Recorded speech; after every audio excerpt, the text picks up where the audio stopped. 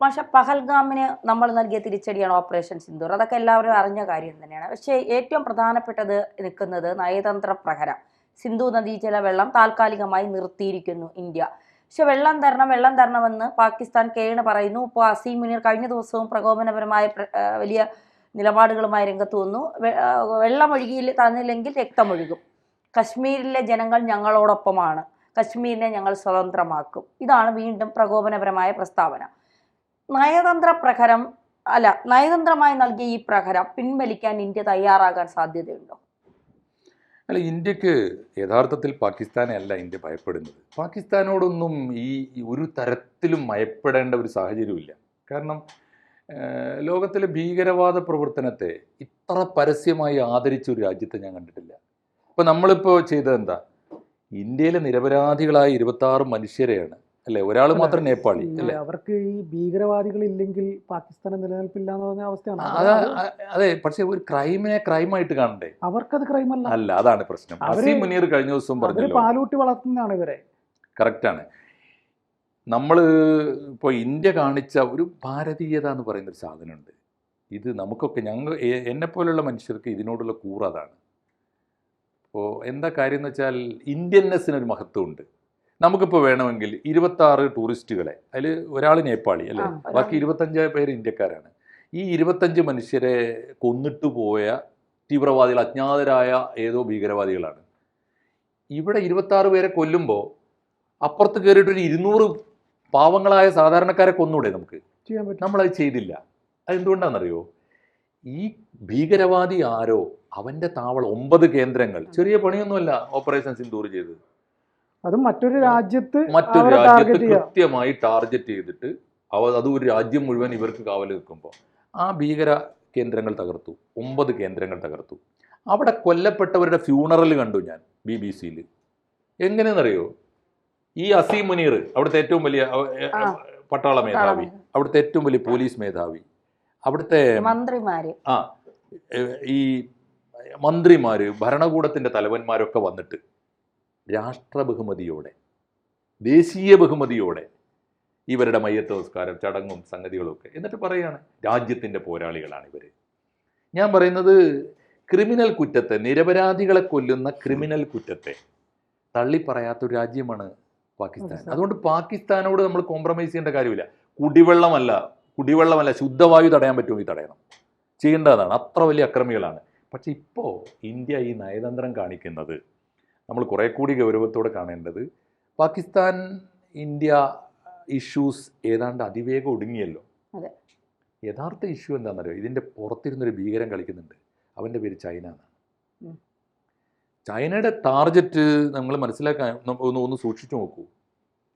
ചൈനയുടെ international relations നോക്കിയാൽ മതി. ബംഗ്ലാദേശിൽ നിന്ന് അവിടെ കലാപം ഉണ്ടാക്കിയതാണല്ലോ. മാൻ മെയ്ഡ് റിവോൾട്ടാണ്. എന്നിട്ട് അവിടുന്ന് ഷെയ്ഖ് ഹസീന ഓടി വന്നു, നമ്മൾ അവർക്ക് അഭയം കൊടുത്തു. ആ സമയത്ത് ബംഗ്ലാദേശിൻ്റെ ചീഫ് അഡ്വൈസർ, നോബൽ സമ്മാനം നേടിയ മുഹമ്മദ് യൂനുസ് പോകുന്നത് എങ്ങോട്ടാണ്? ചൈനയിലേക്കാണ്. ബീജിങ്ങിൽ പോയിട്ട് ചൈനീസ് അധികാരികളെ കാണുകയാണ്. പാകിസ്ഥാനെ ഇന്ത്യ ആക്രമിച്ച തക്കം നോക്കിയിട്ട് ഞങ്ങളും നിങ്ങളും ചേർന്ന് ഇന്ത്യയെ ആക്രമിക്കണം. പ്ലാൻ വാർത്ത വന്നതാണ്. രണ്ടാമത്തെ അജണ്ട എന്താ? നമ്മുടെ പ്രധാനമന്ത്രിക്ക് മണിപ്പൂരിലേക്ക് ഇപ്പോഴും പോകാൻ പറ്റാത്തത്? പ്രധാനമന്ത്രിയുടെ ധൈര്യക്കുറവല്ല അത്. പ്രധാനമന്ത്രി അത്ര ധൈര്യമില്ലാത്ത ആളൊന്നുമല്ല. പക്ഷേ സുരക്ഷയാണ് പ്രശ്നം. അങ്ങോട്ട് പോകരുത് എന്ന് ഇന്ത്യയുടെ പട്ടാള മേധാവികൾ പറയണം. എന്താ കാരണം എന്നറിയോ? ഈ മണിപ്പൂർ ഉൾപ്പെടെ ഇന്ത്യയുടെ അതിർത്തി പ്രദേശത്തെ 5-6 സംസ്ഥാനങ്ങളെങ്കിലും നമ്മുടെ പിടിയിലല്ല, ചൈനയുടെ പിടിയിലാണ്. മ്യാൻമർ വഴി ചൈനയ്ക്കുണ്ട്, ബംഗ്ലാദേശ് വഴിയുള്ള വരവുണ്ട്. ബംഗ്ലാദേശിൽ ചൈനയുടെ ഒരു വലിയ കേന്ദ്രത്തിൻ്റെ പണി നടക്കുക, ഇന്ത്യയുടെയും ബംഗ്ലാദേശിൻ്റെ ഇടയിൽ. അപ്പോൾ ഇപ്പോൾ മാത്രമല്ല, ഹിമാചൽ പ്രദേശിലെ സർവേ നടത്തുന്നവരാ? നമ്മളല്ല, ചൈനയാണ്. ഹിമാചൽ പ്രദേശിലെ താലൂക്കുകൾക്ക്, തെഹസിലുകൾക്ക്, നാടുകൾക്ക്, നഗരങ്ങൾക്ക്, വില്ലേജുകൾക്കൊക്കെ ചൈനീസ് പേരാണ്. നമ്മുടെ അതിർത്തിയിൽ ചൈന ഒരുപാട്, ഈ ഒരിക്കൽ മാത്രമല്ല ചൈനയായിട്ട് നമ്മൾ യുദ്ധം ചെയ്തിട്ടുള്ളൂ. അതിനുശേഷം ചൈന ഒരുപാട് അതിർത്തി വെട്ടിപ്പിടിച്ചിട്ടുണ്ട്. പക്ഷേ ചൈനയോട് നമ്മൾ നേരിടാൻ പോകുമ്പോൾ ഇന്ത്യയുടെ ഒരു പ്രശ്നമുണ്ടല്ലോ. ഇന്ത്യ എപ്പോഴും ഭയപ്പെട്ടിട്ടല്ല, ഇന്ത്യൻ ജനതയെക്കുറിച്ച് അതെ, നമ്മുടെ വലിയ സുരക്ഷയെക്കുറിച്ച് സുരക്ഷയാണ്. കാരണം ഒരു പാവപ്പെട്ടവൻ, ഒരു സാധാരണക്കാരൻ പോലും കൊല്ലപ്പെടരുത് നമുക്ക് നിർബന്ധം. ഇവിടെയല്ല, പാകിസ്ഥാനിൽ പോലും. നമ്മൾ പാകിസ്ഥാനിൽ പോലും സാധാരണക്കാരനെ കൊന്നിട്ടില്ല ഈ കണ്ടതൊക്കെ കാട്ടിക്കൂട്ടിയിട്ട്. അപ്പോൾ അത് ഇപ്പോൾ ഈ നയതന്ത്രം എന്ന് പറയുന്നത് പാകിസ്ഥാനോട് ഉള്ളതല്ല. അത് കുറച്ചുകൂടി എനിക്ക് തോന്നുന്നു അന്താരാഷ്ട്ര തലത്തിൽ ഇപ്പോൾ ഈ ലോകം മുഴുവൻ നമ്മൾ പ്രതിനിധി സംഘത്തെ അയച്ചല്ലോ. അതെ. അത് പുറത്ത് പറയുന്നത് പാകിസ്ഥാൻ്റെ ഭീകരപ്രവർത്തനം എന്നാണെങ്കിൽ പോലും ആ ഭീകരപ്രവർത്തനത്തെ പരോക്ഷമായും പ്രത്യക്ഷമായും പിന്തുണക്കുന്നുണ്ട് ചൈന. അതുകൊണ്ട് ചൈനയ്ക്കെതിരായി ചൈനയുമായി ഒരു ഏറ്റുമുട്ടൽ വേണ്ടി വന്നാൽ നമുക്ക് ആഗോള പിന്തുണ വേണ്ടി വരും. അതുകൂടിയാണ്. അപ്പോൾ സ്ട്രാറ്റജി എന്ന് പറയുന്നത് അങ്ങനെ കാണണം. ഒരു ദേശീയ സുരക്ഷ എന്ന് പറയുന്നത് ഇന്ത്യ വളരെ കരുതലോടെയാണ് നീങ്ങുന്നത്. പാകിസ്ഥാനെ തകർക്കാൻ ആർക്കാ ബുദ്ധിമുട്ട്? അത് അവസാനിപ്പിക്കാവുന്നേ ഉള്ളൂ. അല്ല, അവിടെ 25 കോടി ജനങ്ങളെങ്ങാണ്ടേ ഉള്ളൂ അവിടെ. ഒരു കുഞ്ഞ് ഏരിയ. അതാണ് ഇന്ത്യയുടെ കൾച്ചറാണ്. ഇന്ത്യക്ക് യുദ്ധത്തിൽ പോലും നമുക്കൊരു ധാർമ്മികതയുണ്ട്. ഇന്ത്യക്കൊരു ധാർമ്മികതയുണ്ട്. അതുകൊണ്ടല്ലേ ഇന്ത്യ ഈ വിശ്വഗുരു എന്നൊക്കെ നമ്മൾ പറയുന്നത്. വെറുതെ പറയുന്നതല്ലത്. ഒരുപാട് കാര്യങ്ങളിൽ അതുണ്ടല്ലോ. അതാണ് എൻ്റെ ഒരു കാര്യം. അപ്പോൾ ഈ സ്ട്രാറ്റജി തീർച്ചയായിട്ടും അത് പാകിസ്ഥാനോടുള്ളതല്ല, പക്ഷെ അപകടകരമാണ്. ഞാനൊരു വീഡിയോ ചെയ്തിരുന്നു അതിൻ്റെ ഇടയിൽ, ഇന്ത്യ പത്മവ്യൂഹത്തിലാണെന്ന് പറഞ്ഞിട്ട്. കാരണം ഇതൊന്നും എടുത്തു നോക്കൂ. ഈ അതിർത്തിയിൽ മുഴുവൻ ഇവർ വലയം ചെയ്യുന്നുണ്ട്. ബംഗ്ലാദേശ് പൂർണ്ണമായും അമേരിക്കയുടെ പിടിയിലാണ്. അമേരിക്ക ബംഗ്ലാദേശിനെ കൊണ്ട് ചൈനയുമായി ലിങ്ക് ഉണ്ടാക്കുന്നുണ്ട്. അപ്പോൾ ലോകത്തിലെ വൻകിട ശക്തികളൊക്കെ നമുക്കെതിരായിട്ട് വരുന്നൊരവസ്ഥ ആലോചിച്ച് നോക്കൂ.